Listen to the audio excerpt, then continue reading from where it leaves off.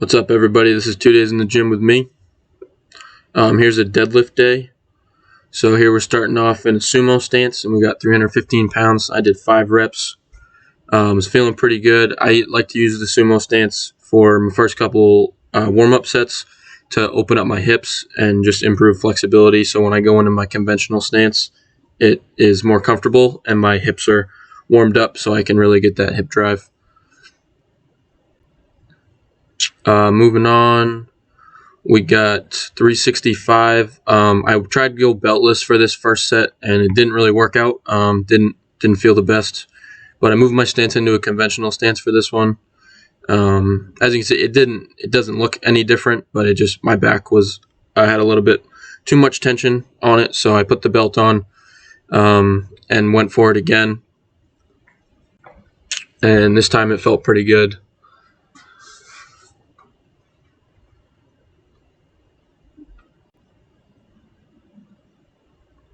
And moving on, we got 405 here. I'm waving my hands to get the liquid chalk to dry on my hands. That way I can grip the bar. My gym here doesn't allow chalk, so I use liquid chalk because it's less messy. And if your gym doesn't allow chalk, then I would say use liquid chalk because it's better than nothing. And yeah, here's 405. Here I'm setting my feet, getting ready, taking my breaths. It's feeling good. About to go down.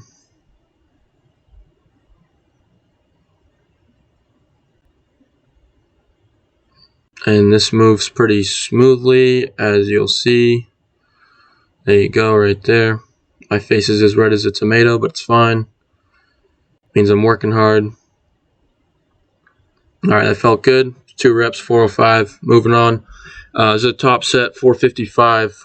Most I've conventional deadlifted in months, so I didn't really know how I was going to go, and it ended up not working out, but as you'll see, but that's alright. It was a little ambitious anyway, so got it almost up to my knees, and then my back started to round a little bit, as you can see in the video, so I just dropped it because there's no point in breaking your back for a gym, not even a PR. So then I dropped it down to 315, did a burnout set. I wanted to get 10 here, but I only got 9 just because I lost count, but still got the work in, so it was good.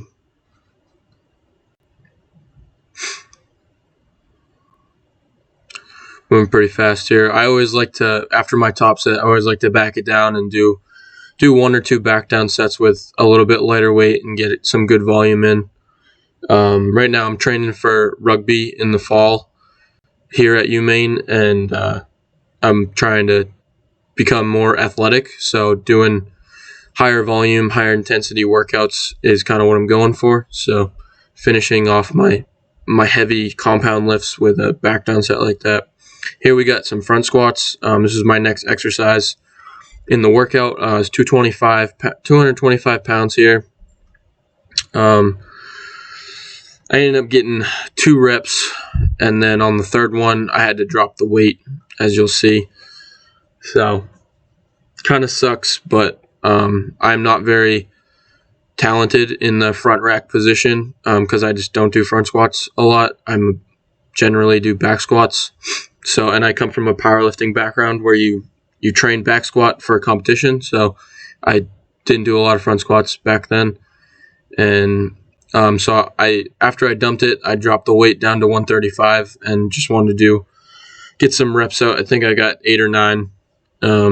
Didn't really care how many reps I was doing. I just wanted to go until it burned. And I like doing front squats because it isolates your quads a little bit more than a back squat does.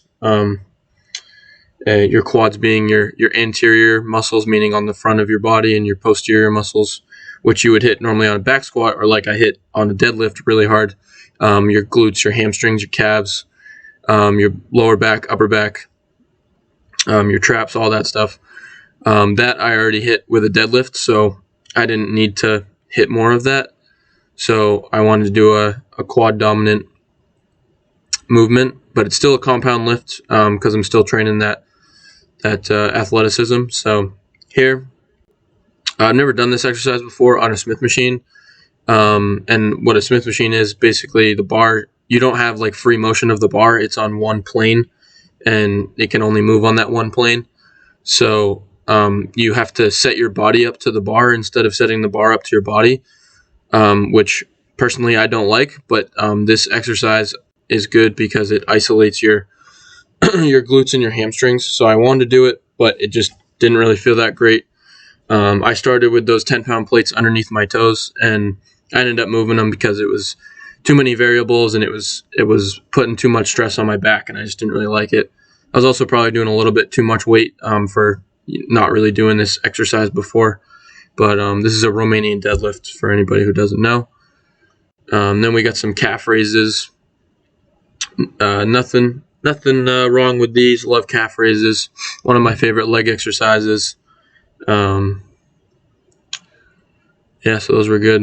That guy just walked in front of the camera, so that's fine though.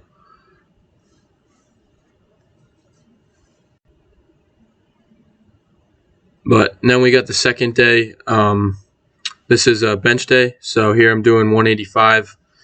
Setting my back up right now, and this is my second warm-up set. I did one set with 135 before this, but just doing 5 reps here, just getting the form down, getting loose, warming up my shoulders, rotator cuffs, upper back, everything. Here I did a set in between those 2 sets. It was 225, and then I just did 255 in that previous set. Here's 285. Just did a single. This is my last single before my top set. Here is 315.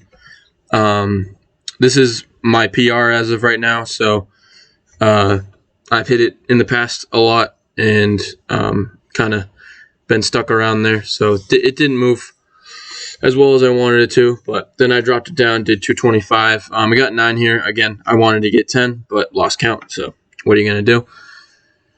But it felt pretty good, moving pretty fast, so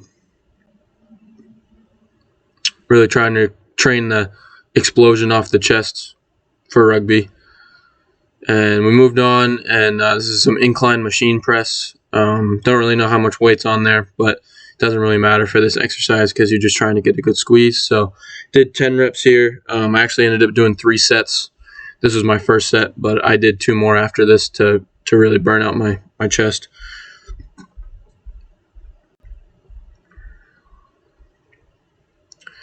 And this is the end of the workout. So it was filmed by my roommate, Ethan Harrop, and edited by me.